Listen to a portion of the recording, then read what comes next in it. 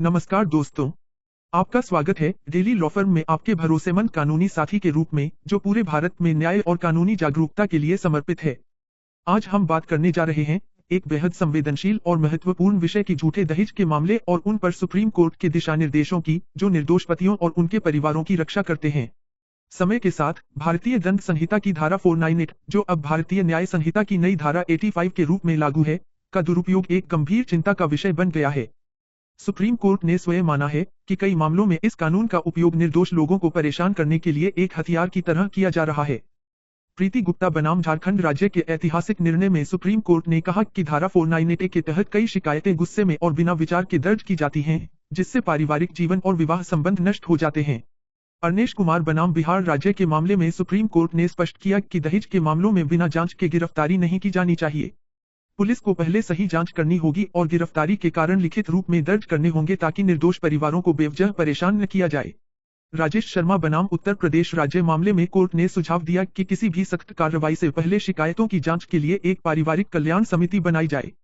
हालांकि बाद में सोशल एक्शन फोरम फॉर मानव अधिकार बनाम भारत संघ में इन दिशा निर्देशों में संशोधन किया गया, लेकिन अदालत ने दोहराया कि सच्चे मामलों की रक्षा होनी चाहिए और झूठे मामलों पर कड़ी रोक लगनी चाहिए। के सुब्बा राव बनाम तेलंगाना राज्य में सुप्रीम कोर्ट ने कहा कि झूठी दहेज शिकायत दर्ज कराना कानून की प्रक्रिया का दुरुपयोग है और निचली अदालतों को निर्देश दिया कि ऐसे मामलों में जहां कोई ठोस सबूत नहीं है, एफआईआर को धारा 482 सीआरपीसी नई धारा 532 बीएनएसएस के तहत रद्द किया जा सकता है। सुप्रीम कोर्ट का रुख बिल्कुल स्पष्ट है, कानून को पीड़ितों की रक्षा करनी चाहिए, निर्दोषों को सजा नहीं देनी चाहिए।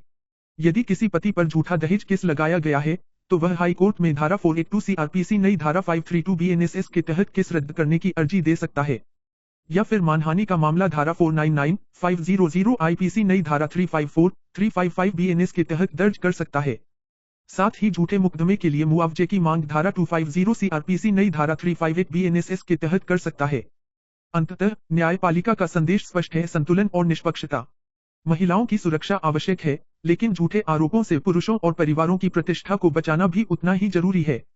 इसलिए अगर आप या आपका कोई परिचित झूठे दहेज मामले का सामना कर रहा है, तो याद रखें, शांत रहें, कानूनी कदम उठाएं और सबूत इकट्ठा करें। न्याय में समय लग सकता है, लेकिन सत्य हमेशा जीतता है। किसी भी कानूनी सहायता या परामर्श के लिए संपर्क करें डेली लॉ फर्म के हेल्पलाइन नंबरों पर 9990649999 या 9999889091। सजग रहें, सुरक्षित रहें और जुड़े रहें डेली लॉ फर्म, आपके भरोसेमंद कानूनी साथी के साथ।